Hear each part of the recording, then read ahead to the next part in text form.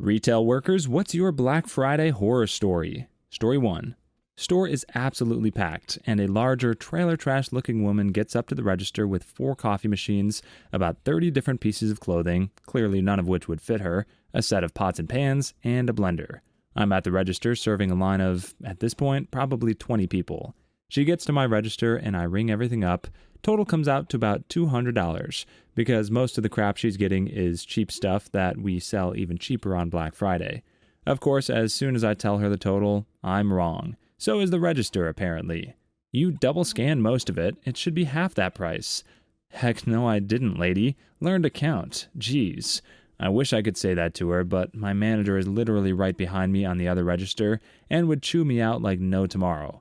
So in my nicest, red, most sarcastic tone of voice, I reply, I don't believe I did. You can even see it right here on the register. If you really want me to, I can start over to make sure nothing's scanned more than once, though. Of course, she ignores the whole darn thing and just tries to pay. She clearly has not been to the store before, because our old-as-frick register system requires us to take your card and swipe it ourselves. She spends a few seconds looking around for where she can scan her card, and I chime in, we have to scan it up here, ma'am. System is too old for us to have something where you scan the card. I'm so sorry about that. She's already ticked off enough and trying to fight with me about her scanning it herself. Finally, after spitting in my face for a few seconds, while I'm forced to smile like the brain-dead monkey corporate thinks I am, she hands me the darn card. I check the name because legally we have to, and we have to see ID as well. Well, I see the card and immediately expect a poop show because the first name on it is David. She hands me her ID, and lo and behold, her name ain't David. I'm sorry, ma'am, I can't legally charge this card, unless David is with you, in which case I'd need to see his ID. Are you kidding me? This is my son's card. He's letting me use it. He's at home with my husband. Screw me, as if this witch wasn't bad enough already. I'm sorry, I can't swipe this card unless it's yours. Do you have a different card on you with your name on it? After grumbling for a bit, Crinty McCrintface hands over a different card, goes through the normal motions, card freaking declined. Shoot, how can this get any worse? Your card was declined, ma'am. Cue me getting screamed at in front of an ever-growing, impatient live audience. Let me talk to your freaking manager. At this point, I can only pray that heck itself will swallow this demon up, or at least end me so I don't have to deal with it.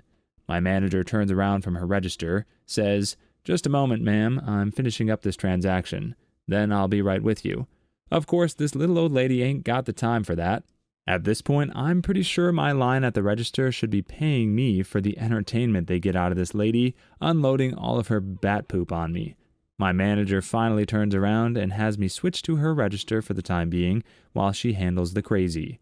I manage to get a few people through the register while I hear screaming coming from both sides, as my manager isn't great with being yelled at. How the heck did anyone think that was a good idea? I get a few comments and looks from customers, basically saying, I'm so sorry. We're not all terrible. Finally, I hear Clinty McClintface over there yelling that she'll put all her stuff back and go shop somewhere else. Thank God. Turns out that's not what she did. Instead, she ended up going to the exit on the other side of our department and trying to walk out with everything in the cart. My manager sees this and calls loss prevention, and so does the cashier on the register down there. LP sends some of their guys over to her, and they try to stop her after calling the police.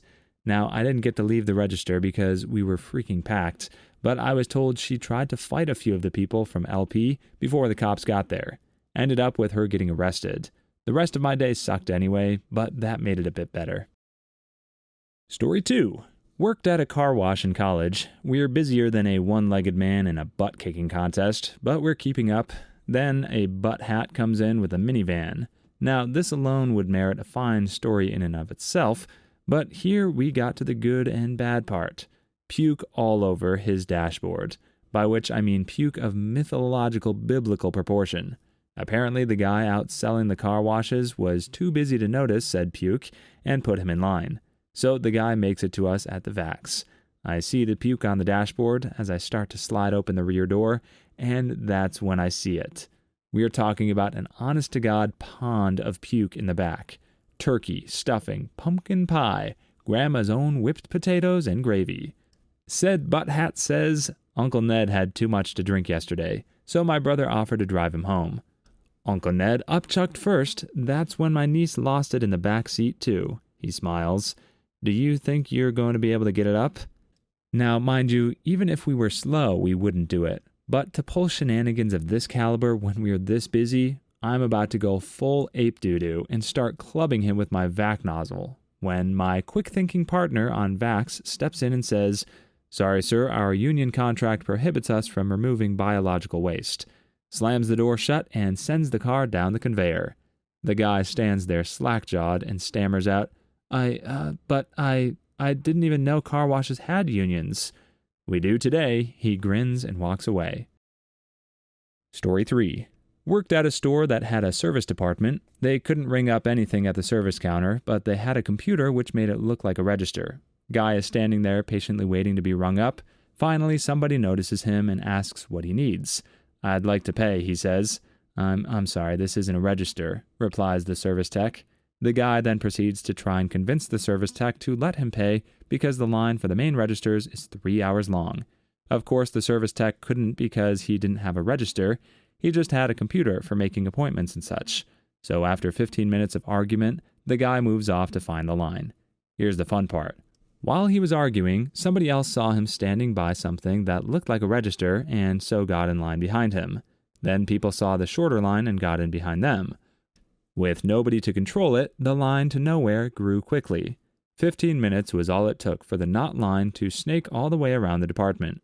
So when the doofus who started this whole fiasco went to find the right line, he found the end of the line he had started. Then the guy behind him heard that there wasn't a register, so he followed the first guy. Then the next customer followed the second, and so on. They walked around in a circle for an hour before someone noticed them.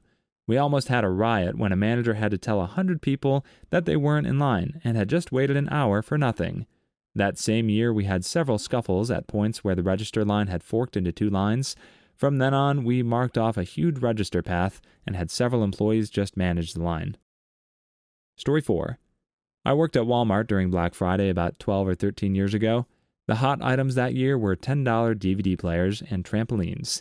The DVD players were stacked on 2 tables near the registers, and the trampolines were in sporting goods. I'm walking to the receiving area in the back, and someone from sporting goods asks if I can grab a U-boat, or L-cart, to load up the last trampoline. I had to go all the way to the grocery to get one, and as I'm coming back, someone asks about an item, so I walk 2 feet away from my cart, and some woman grabs it and runs towards sporting goods. I get there, and the woman and husband are loading up the trampoline, and it wasn't even for them. The other lady that had it and purchased it, had receipt and all, just needed a carryout, said, "Hey, that's mine." And the husband got in her face and said, "What are you going to do about it, witch?" They started to walk off, and I was shocked at that point, and the husband looked at me and said, "What the heck's your problem?" I just smiled and told the sporting good guy to call management. The husband then said, "Run, honey," and they booked it to the front. They made it out of the store with the trampoline, too. Then I get to the front near the $10 DVD players. One older woman grabs the last one left on one of the 2 tables. Another lady grabs the same one. They scuffle. One lady decks the other one into the other table full of $10 DVD players, and they all fall over, and she runs. Never again. Story 5. I'm working in a high-end clothing store that rarely goes on sale. It's a small storefront, so there are more than 20 people inside, and it's pretty packed. It's 9:30 in the morning, and this family comes in with 2 kids who were wired on sugar, running around, acting like idiots, and the parents are doing frick all because their favorite D-bag jeans are 40% off. The store has a bunch of metal pots and baskets used for display, which we couldn't put in the back because corporate would throw a fit. Little Timmy almost passes away by falling on a large metal basket with sharp pokey things on it. My manager, in a calm but obviously annoyed tone, says, "Kids, it's not a playground." This leads Sally's soccer mom to lose it. "How dare you talk to my kids like that? Who the frick do you think you are?" This naturally causes her husband to become Billy Badbutt and try to fight my manager, who's all of 5'6" and maybe 130 pounds soaking wet. I walk over, being 6 foot and 190 pounds, and slightly more able to defend myself from Billy Badbutt, and ask them to leave the store or I'll call security. get told to screw myself because they aren't leaving, so I better call the pansy butt mall security. Mall security shows up, and by the grace of the Black Friday retail gods, the one security officer who is actually intimidating responds. Former university football player, like 6'6" and built like a brick house. Billy Badbutt suddenly no longer wishes to engage in fisticuffs with the pansy butt mall security and quickly leaves with his family with security in tow. Story 6. This happened just today, actually. I work at Starbucks, went to do my routine lobby and bathroom check just to clean up during the craziness, went into the men's restroom, and there was poo-poo smeared all over the walls, toilet, seat, and mirror. Really had no other choice but to clean it up with my coworker. Definitely the most disgusting poop, literally, I've ever had to do in my life. Edit. Oh, whoa, this blew up. So I talked to my manager and showed her this exact post, reading a bunch of the replies. She wasn't mad, but in a sense of awe that we were willing to clean up this poop. Even she said she would never do that.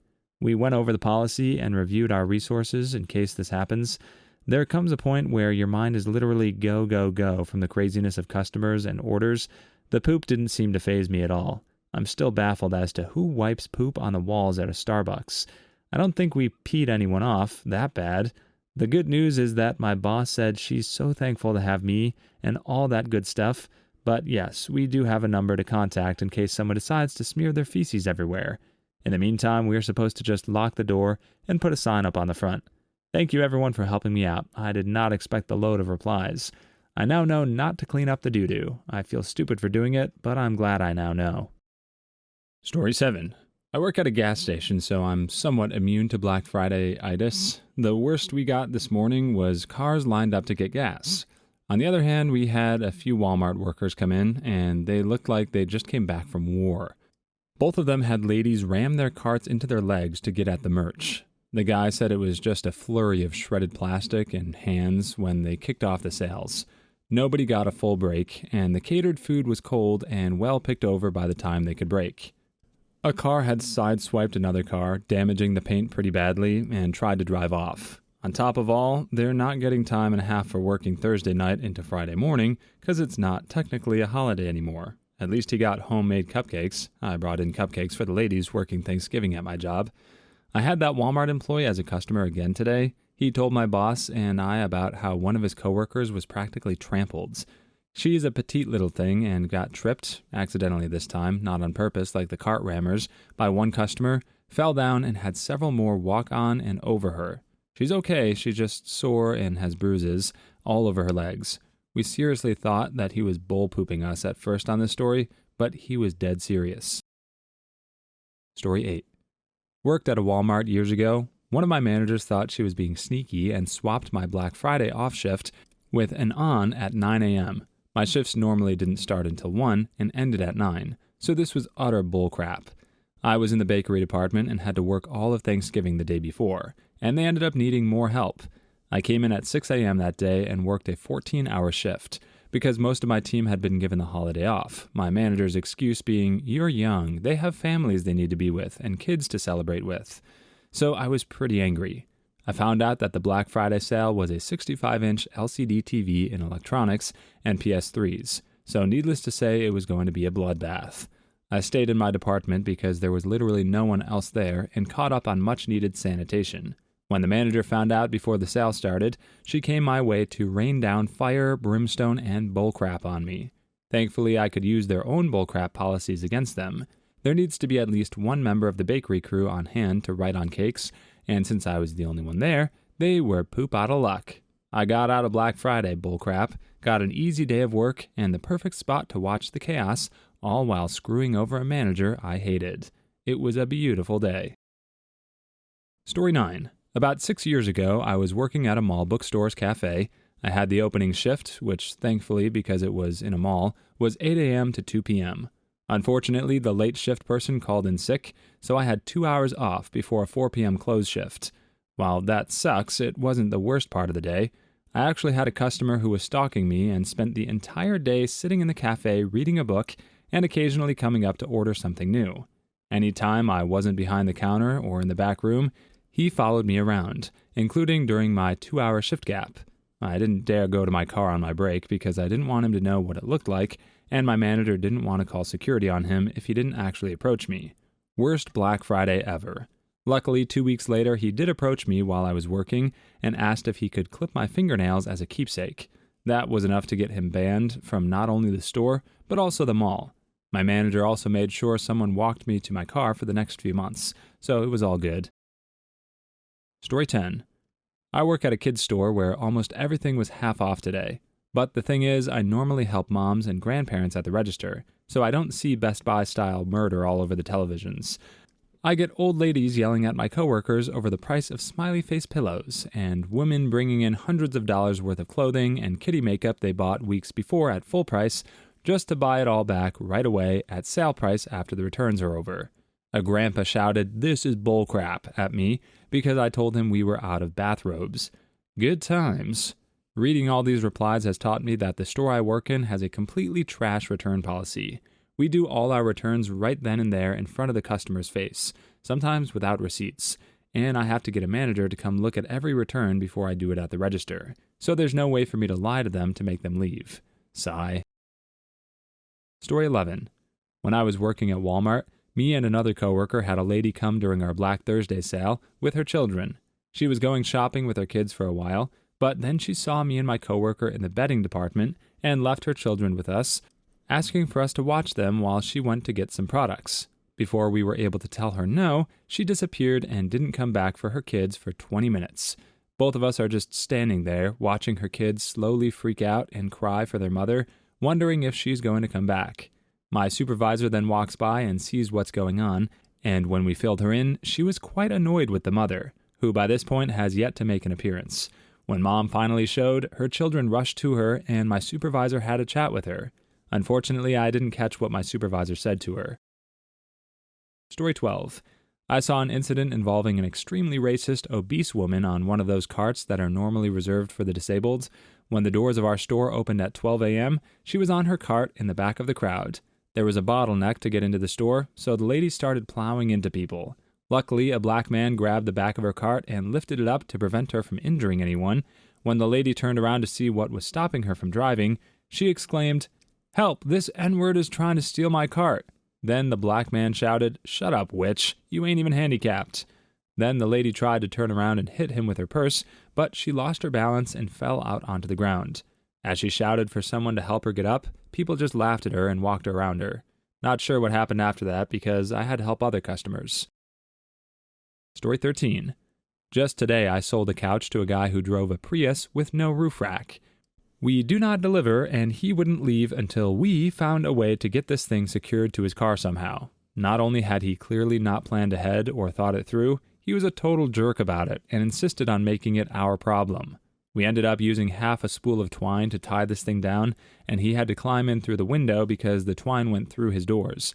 I really wish I had taken a picture.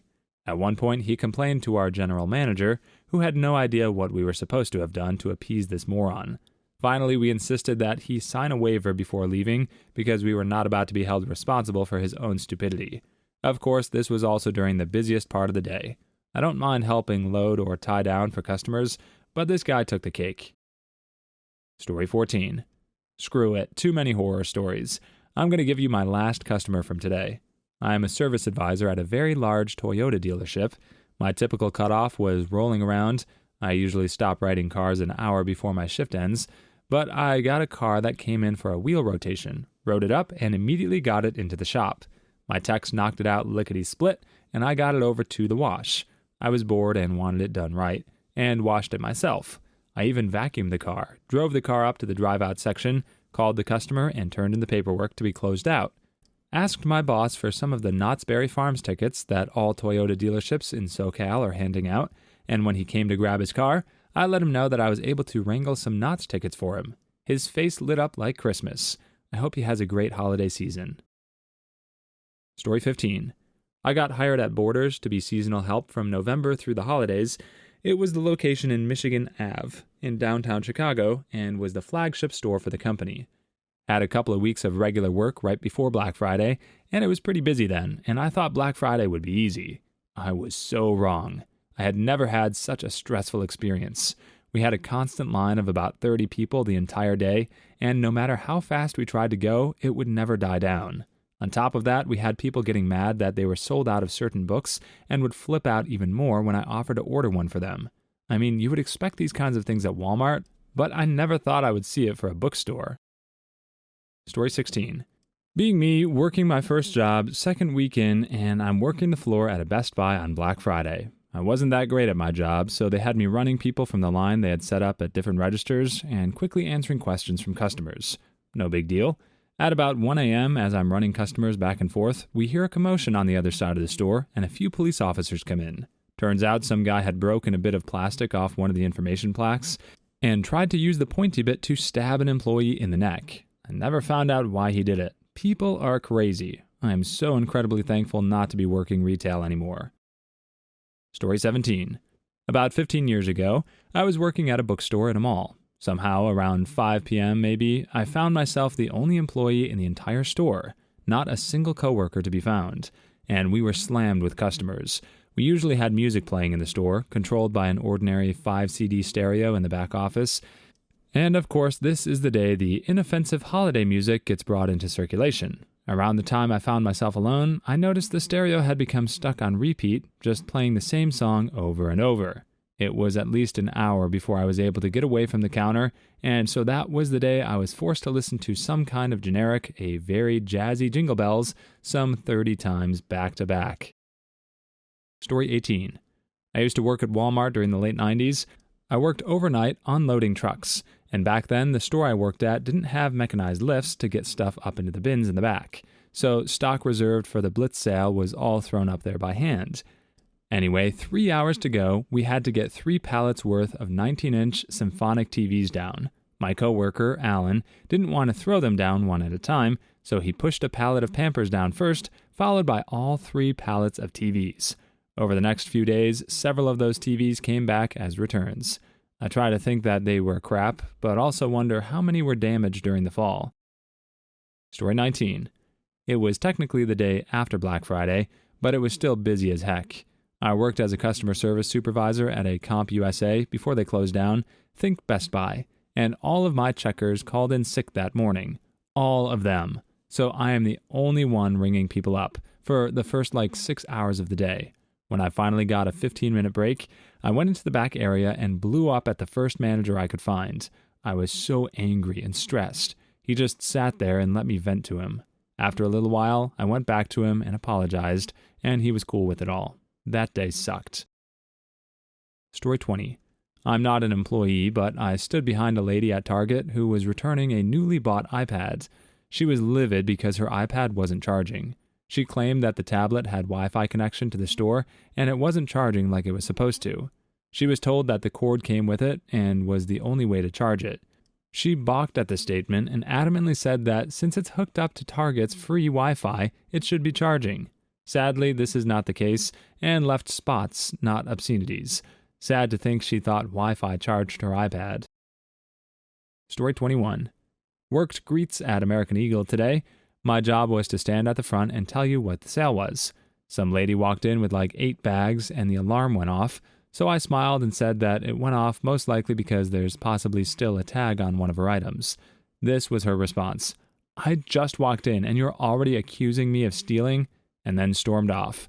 Nothing special, honestly, just another day of retail. Yeah, small Canadian town life. Story 22. I don't think it was on Black Friday, but I was working for Payless Shoe Source at the time, and Oprah had some sort of coupon thing on her show for half off. Our store was pretty small, and it was completely packed. We didn't usually do very much business, so we were out of the door at 9:10 p.m. every night. We didn't get home until 1 in the morning. The store was destroyed. We couldn't do any store maintenance during the 5 to 6 hour rush, so I'm amazed that some people could even find their products. Story 23. I worked at Toys R Us some years ago. No standout bad customers, but it surprised me how many parents brought their young children out at 3 a.m. and then got mad and would yell at their children for whining and crying because you can't get any toys. Christmas is next month. Ask Santa. Your kid is exhausted, and you dragged them to a toy store. Of course they're going to be angry. Working there really changed my perspective from being annoyed at kids in public to being annoyed at parents. Story 24. I work at the largest lingerie retailer in the country. We had a security guard last night for the beginning of Black Friday. A Southern Belle mother decided she didn't want to wait in a 50-person deep line and she would cut. Our security guard asked her multiple times to step to the back of the line or leave. She proceeded to ream him with every curse word in the book and ended by threatening him with a gun she had in her bag. This will be my last holiday in retail. Story 25. When I was 15, I got my first actual job. It was at a clothing store, and my first day was Black Friday. I thought it wouldn't be a big deal because I was hired for men's formal wear. When I showed up at 4 a.m., the manager tells me I'm working women's shoes today only. Absolute madness. The worst part is shoes salesmen get commission, but since I didn't have employee numbers, I got only minimum wage, losing out of hundreds of dollars extra pay. Story 26. I worked for a golf superstore as a cashier. Black Friday customers come rushing in and the line starts. I proceed to scan the first item and nothing. The registers are completely down and the lines are growing fast. The only thing we could do is take every transaction manually, write down SKUs, calculate tax, and use the old credit card swipers for 3 hours. I never worked retail during Black Friday again. Story 27. Actually work asset protection for a large retail chain and worked 17 hours straight from Thursday until today. Among other things, the worst thing to happen on my shift was that every single person was receipt checked at the exit. The sheer amount of curses and yelling about racism, gender discrimination, etc. was absolutely awful. Story 28. Last year, my store had some seasonal cashiers start on Thanksgiving and Black Friday, and within the first hour of his first shift, some idiot tried to steal cash out of his drawer and stuff it in his apron. Our asset protection guy simply walked out of his office and escorted him off the floor until the police arrived without the customers noticing. Story 29. My Black Friday 2 years ago was just the opposite of crazy. I used to work in a grocery store, so it was absolutely dead the whole shift. I've never been so utterly and thoroughly bored before or since. I would have killed for some crazy stuff to happen just so I could have a chuckle about it the next day. Story 30. Mine is the anti-story. I went to work today at a big grocery store. My job is to shop for people's groceries. We normally do 40 orders in a workday. Today we had maybe 5. The store was deserted too. The cashiers were just standing around waiting for customers. Story 31. This year was surprisingly tame. People were all in really good moods, which in turn makes me happy. Last year, a woman yelled at me for taking too much time to finish her transaction, that her kids were in the car and she didn't want CPS to take them. Okay then. Story 32. Definitely the woman who came out of the dressing room to tell us that a pipe must have broken. Upon checking said pipe, we merely found that she had peed in the corner of the dressing room. Water doesn't smell like urine. Story 33. I've worked quite a few Black Fridays, but the worst had to be Radio Shack. It was my first day and I had no training. All I could do is point and hope to God they didn't ask me questions. Story 34. When I worked at Best Buy, I watched 2 elderly ladies get in a fist fight over a Nintendo DS. That and cleaning the aftermath of Black Friday. Looked like a grocery store before a hurricane. Story 35. I worked at a grocery store in high school. Black Friday was my favorite day all year. Hardly everyone goes food shopping the day after Thanksgiving. Story 36. The customer who took a doo-doo in one of my fitting rooms and then wiped his bum with a $125 Polo Ralph Lauren shirt. Nothing more needs to be said. Story 37. At Staples, I watched 2 grown men get into a brawling fist fight over a $30 label maker. It wasn't even the last one. Story 38. I saw someone get the crap beaten out of them for the toy of the year. Story 39. I insisted that I did not work at the store to 2 different customers. Click on one of the videos you see on the screen now, or a Karen will sue you.